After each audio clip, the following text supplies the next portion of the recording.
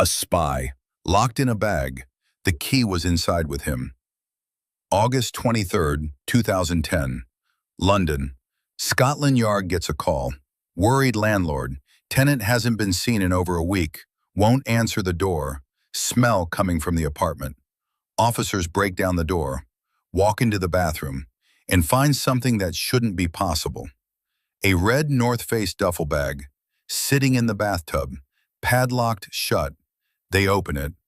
Inside, a naked body, curled in the fetal position, already decomposing. The man had been dead for at least 7 days. But here's what made absolutely no sense. The bag was locked from the outside with a padlock, and the key inside the bag, next to the body. Think about that for a second. How do you lock yourself inside a bag from the outside and then somehow get the key in there with you? You can't, unless you're Houdini, and even he couldn't do that. The dead man's name was Gareth Williams. He was 31 years old, and he worked for MI6, British intelligence, one of the most secretive organizations on Earth. A spy, dead, locked in a bag, in his own bathtub, and Scotland Yard had to figure out how. Gareth Williams wasn't your typical spy.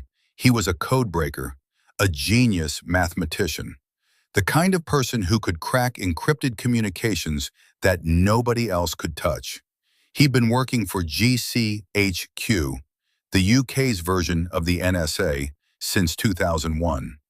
Then MI6 recruited him for something classified. He was quiet, private, lived alone in a small flat in Pimlico, central London, kept to himself. His family described him as meticulous, organized, the kind of person who planned everything, which makes what happened even stranger. On August 11th, 2010, Gareth was supposed to show up for a meeting at MI6 headquarters. He didn't. Nobody called to check on him. For 7 days, MI6 didn't report one of their own spies missing. A man with access to some of the most sensitive intelligence in the world just didn't show up. And nobody seemed concerned. Finally, on August 23rd, 12 days after he was last seen, his landlord got worried about the smell. By then, Gareth had been dead in that bag for at least a week. When police searched his apartment, they found something unusual.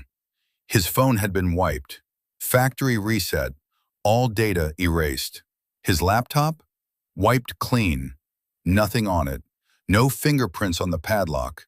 No fingerprints on the bag. None anywhere in the bathroom except his own. It was like someone had cleaned the entire scene. But who? Act 3, The Investigation, 3 to 5. Scotland Yard brought in specialists, forensic experts, locksmiths, even an escapologist, a professional escape artist. They wanted to know, could Gareth have locked himself in that bag? The bag was 32 inches long. Gareth was 5 feet 8 inches. He would have had to fold himself completely in half, naked, climb inside, then somehow reach through the zipper and lock the padlock from the outside. The escapologist tried, multiple times. With help, he couldn't do it. 2 other experts tried. They couldn't do it either. One expert said there was less than a 5% chance Gareth could have done it alone. Okay, so if he didn't lock himself in, who did? Police started looking into Gareth's life, and they found some things. Gareth had visited bondage websites, bought women's clothing online, expensive designer dresses, wigs, shoes, size 6. He'd been to a drag club once. Police found 20,000 pounds worth of women's designer clothes in his apartment, tags still on some of them, never worn. The media jumped on it.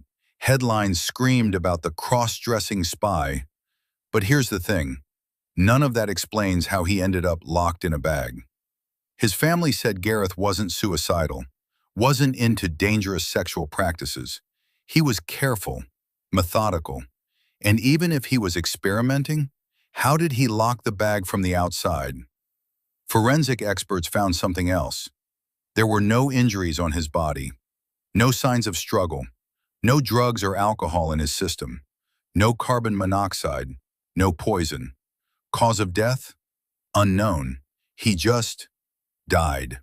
In a locked bag, with the key inside. Then things got weirder. MI6 admitted they didn't report Gareth missing for 7 days. Why not? They wouldn't say. Police asked to search MI6's computers, see if anyone had accessed Gareth's accounts after he died. MI6 refused. They said it was a matter of national security. Then police found out something else. Gareth's front door had been tampered with. Not the lock, the entire door. Someone had removed it, replaced it, then put it back. When? Nobody knows. Why? MI6 wouldn't say. Security cameras in the building? Mysteriously malfunctioning the week Gareth died. A forensic pathologist reviewed the case in 2012. She said there was compelling evidence that a third party was involved, that someone else had been in the apartment, but police couldn't prove it. In 2013, a coroner ruled Gareth's death unlawful killing, murder. But in 2016, Scotland Yard reviewed the case again. Their conclusion? Gareth Williams was on the balance of probabilities alone when he died. Translation? They think he somehow locked himself in the bag, by accident, even though multiple experts said that was impossible. Case closed, except nobody believes that. So what really happened? Theory 1. Accidental death. This is what Scotland Yard officially says. Gareth was experimenting. Claustrophilia, getting into confined spaces for sexual gratification. He climbed in the bag, zipped it, somehow locked it from the outside, got the key back inside, then suffocated. Problem? Experts say this is nearly impossible to do alone. Theory 2. Murder by MI6. Gareth had access to classified intelligence. Maybe he saw something he wasn't supposed to. Maybe he was about to leak something. So MI6 killed him, made it look like an accident, covered it up. Evidence?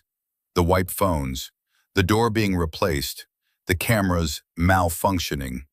MI6's refusal to cooperate. Problem? No proof. Theory 3. Murder by foreign intelligence. Gareth was a codebreaker. He worked on intercepting communications from hostile nations.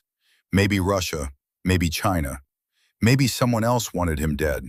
They broke in, killed him, staged it to look like an accident. Evidence?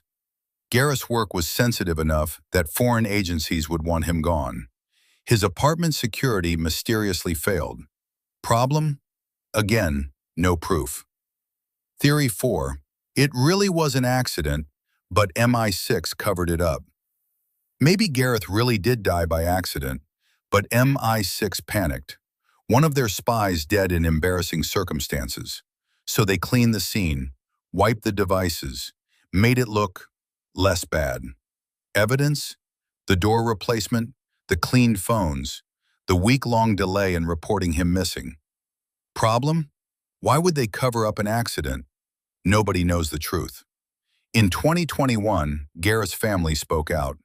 His sister said the family has never believed he locked himself in that bag. She said MI6 knows more than they're saying. She said Gareth was about to come home from London. He'd had enough of the spy work. He wanted out. And then he died. The case is officially closed, but it's never been solved. Gareth Williams died on or around August 16, 2010. He was found August 23rd, in a locked duffel bag, in his own bathtub, naked, the key inside with him. No sign of forced entry, no sign of struggle, no injuries, no drugs, no poison, just a dead spy and a locked bag. The pathologist said someone else was involved. The police said he was probably alone. MI6 said nothing. And 16 years later, nobody knows what really happened in that apartment. Did Gareth Williams lock himself in a bag by accident? Or was he murdered by someone who knew exactly how to make it look like an accident? You decide. This has been the story of Gareth Williams, the spy in the bag.